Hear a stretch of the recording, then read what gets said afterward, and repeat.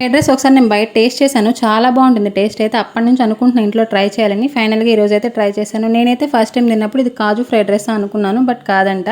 మామూలుగా normal veg fried రైస్లోని కొంచెం కాజు ఎక్కువ మిక్స్ చేశారు. సో ఫస్ట్ అయితే కళాయి పెట్టేసేసుకొని కాజుని కొంచెం బాగా గోల్డెన్ బ్రౌన్ కలర్ వచ్చేంత వరకు ఫ్రై చేసుకోండి. అండ్ నెక్స్ట్ అయితే క్యారెట్, బీన్స్ చిన్న చిన్న ముక్కలుగా కట్ చేసుకొని వాటిని కూడా బాగా ఫ్రై చేసుకోండి.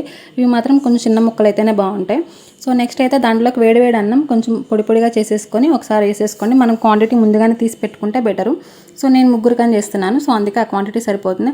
అండ్ నెక్స్ట్ అయితే salt, black pepper, white pepper, ధనియాల పొడి అండ్ గరం మసాలా ఫైనల్గా ఇవన్నీ వేసేసుకొని బాగా మిక్స్ చేసేయాలి. దీంట్లోకి soya sauce, red chilli sauce కూడా వేసుకోవచ్చు, బట్ నేను పిల్లల కోసం అని చెప్పి వేయలేదు. సో నెక్స్ట్ అయితే వెనిగర్ కూడా 1 టేబుల్ స్పూన్ యాడ్ చేసుకున్నాను.